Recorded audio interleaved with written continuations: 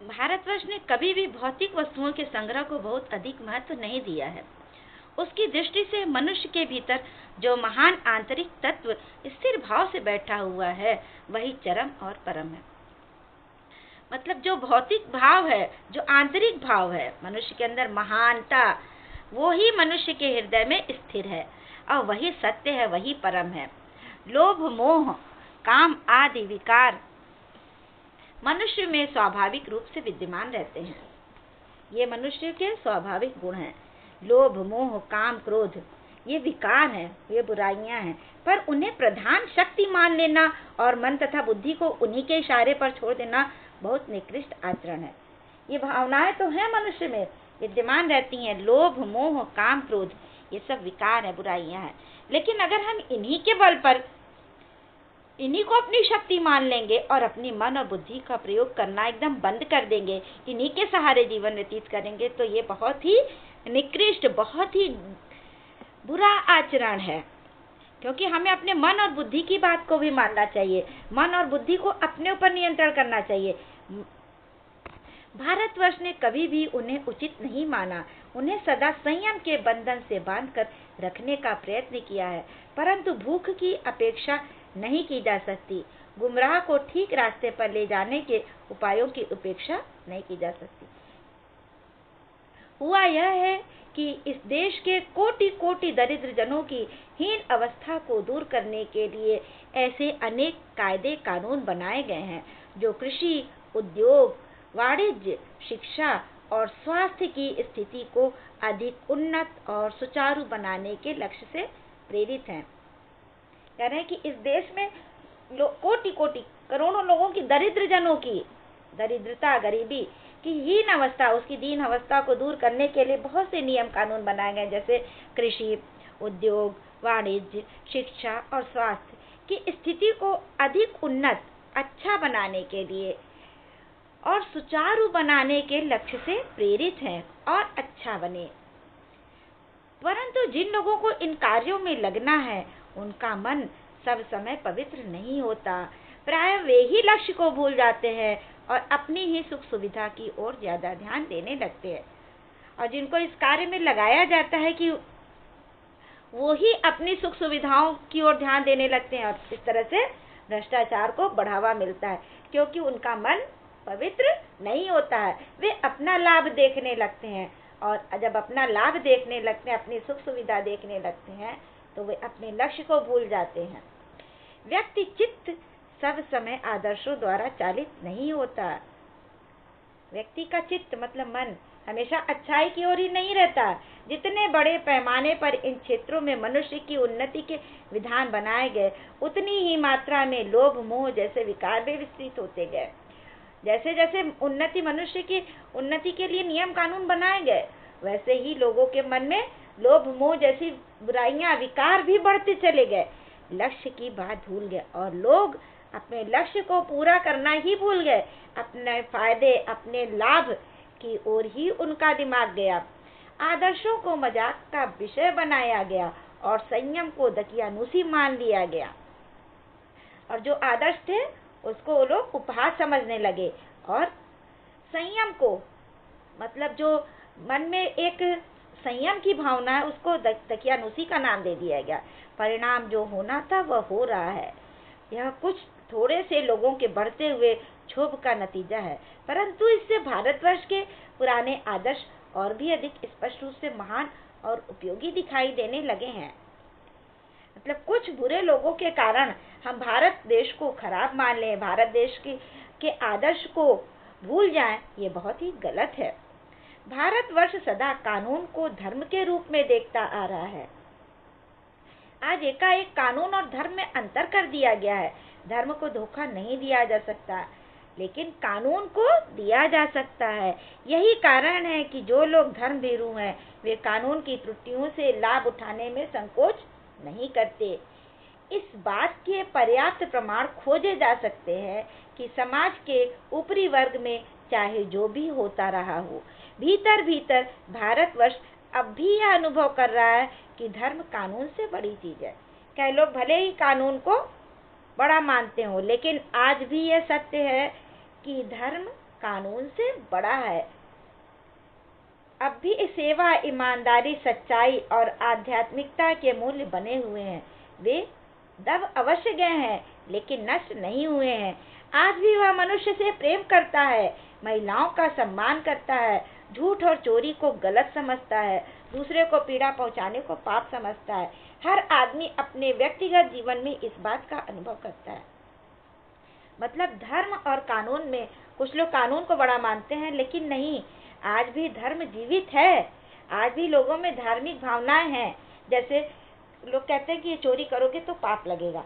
अगर उसके मन में ये धर्म की भावना आ जाएगी कि पाप तो लगेगा, तो चोरी नहीं करना चाहिए, तो वो चोरी नहीं करेगा।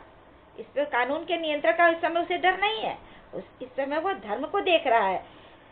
तो इसी प्रकार महिलाओं का सम्मान करना, मनुष्य से प्रेम करना, ये धर्म हमें सिखाता है। हर आदमी अपने व्यक्तिगत जीवन में इस बात का अनुभव करता है। समाचार पत्रों में जो भ्रष्टाचार के प्रति इतना आक्रोश है, वह यही साबित करता है कि हम ऐसी चीजों को गलत समझते हैं और समाज में उन तत्वों की प्रतिष्ठा कम करना चाहते हैं जो गलत तरीके से धन या मान संग्रह करते हैं। कारण समाचार में इतना भ्रष्टाचार और इतना के प्रति इतना जो आक्रोश है, हम यह साबित करते हैं कि हम ऐसी चीजों को गलत समझते हैं। समाज में उन तत्वों की प्रतिष्ठा कम करना चाहते हैं। हम उन लोगों की प्रतिष्ठा, उन लोगों का सम्मान कम करना चाहते हैं जो गलत ढंग से धन और मान सम्मान एकत्र करते हैं।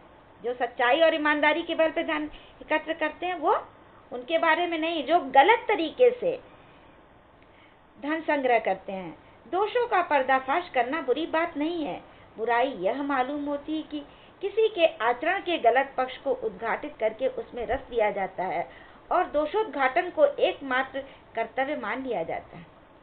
लेखक कह रहे हैं कि दोषों का पर्दाफाश करना, किसी की बुराइयों को बताना गलत बात नहीं है, लेकिन हम उसकी बुराइयों को उद्घाटित करके और उसमें रस लिया जाता है, मतलब उससे आनंद लिया जाता है। हम उसके वो दोषों को दूर करने का प्रयास नहीं करते, बल्कि उस लोगों को बता करके उसके दोषों का पर्दाफाश लोगों के सामने उसको दिखा करके, उसको पेश करके उसकी बुराई को और उसका मजाक उड़ाए।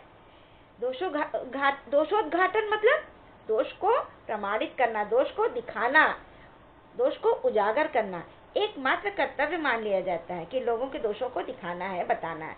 अब बुराई में रस लेना बुरी बात है। अच्छाई में उतना ही रस लेकर उजागर न करना और भी बुरी बात है। और हम उसकी अच्छाई को उतना लोगों के सामने नहीं दिखाते हैं, उसको बार बार नहीं करते हैं। लेकिन अगर किसी आदमी ने, किसी व्यक्ति में थोड़ी सी भी कमी होती है, तो हम उस कमी को बार बार उद्घाटित करते हैं, बार बार लोगों को दिखाते हैं। सैकड़ों घटनाएं ऐसी घटती हैं जिन्हें उजागर करने से लोक चित्त में अच्छाई के प्रति अच्छी भावना जगती है। ऐसी भी घटनाएं घटती कि अगर हम किसी के अच्छाई को, किसी के अच्छे कार्य को दिखाएं, तो इससे लोगों की अच्छाई के प्रति भावना और बढ़ती जाती, फिर वो आदमी और अच्छा काम करता है। एक बार रेलवे स्टेशन पर टिकट लेते हुए गलती से मैंने 10 के बजाय 100 का नोट दिया। कह रहे हैं लेखक, एक बार लेखक कहीं यात्रा करने गए थे, तो गलती से रेलवे स्टेशन पर टिकट लेते समय उन्होंने 10 रुपए के बजाय 100 रुपए का नोट दे दिया और मैं जल्दी जल्दी गाड़ी में आकर बैठ गया। थोड़ी देर में टिकट बाबू उन दिनों के सेकंड क्लास के डिब्बे में हर आदमी का चेहरा पहचानता हुआ उपस्थित हुआ।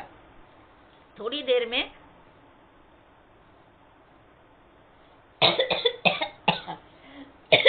पानी दबा बज रहा है बेटा, रखा तो है आज नहीं खाली है, पता नहीं क्या हो गया आज गले में। मम्मी तुम पढ़ी क्यों जा रही हो? तो समझा रहे हैं। हम वही कह रहे क्यों पढ़ रही हो? बस रुकना था ना। नहीं, क्यों क्यों? हाँ। कहाँ रुकना था?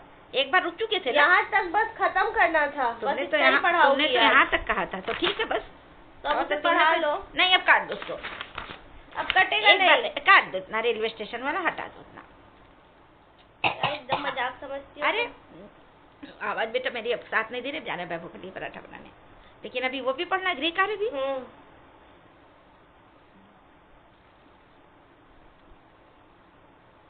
2 वीडियो हो गया। कितने मिनट का? ये कितनी देर का हुआ है? ये 9 का हुआ है, वाला 12 का हुआ था। तो बस 3 इसी में मिनट। 3 मिनट में हाँ, हो तो जाएगा। इसको क्रॉप करो, क्रॉप करो कि तब कैसे पढ़ने लगे। इसको पढ़ लो।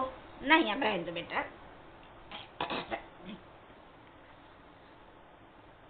चलो काट दोगी तो तुम्हें ये पेज नहीं भेजना पड़ेगा, पूरा पेज नहीं क्रॉप करना पड़ेगा, समझी? जैसा कहो ना। काटो, काटो, आवाज काट देंगे, बाद में काट देंगे। ग्रे कार पढ़ लें। 3 वीडियो बना दे रहे हैं इसका, ठीक है? क्या? तीसरा कल भेजना। क्या? 2-2 वीडियो भेजना एक दिन ना, तो 3 क्यों भेजे हम? अरे मतलब वो ग्रे कारी के साथ फुल मिला के 3 वीडियो कर दे रहे हैं। हम समझे ही नहीं। मत समझो, हम कर लेंगे। ग्रे कार नहीं बोलेंगे। ग्रे कारी बोलो मम्मी, हम ये कह रहे हैं कि इस वीडियो को क्रॉप करने के बजाय एक नया वीडियो बना दे रहे हैं तीसरा, उसमें अकेले ग्रे कारी चला जाएगा। नहीं तो फिर यहाँ तक चकित रह गया भी बोल दें तो ना, कंटिन्यू कर दें फिर। कर सकती है तो कर दो। हाँ, तो 3 वीडियो हो जाएगा, उतना बड़ा हो जाएगा। 2 वीडियो होंगे। 2। तुम तो 3 बोल रही थी ना ग्रे कार को तो लेकर। तीसरा वाले को क्यों इतना बड़ा, दूसरे वाले को क्यों इतना बड़ा करना चाहिए? हो तो गया यार। तो 2 ये हो गया ना, तीसरे में इसको ऐड करना है, एक बार से लेकर के ग्रे कार।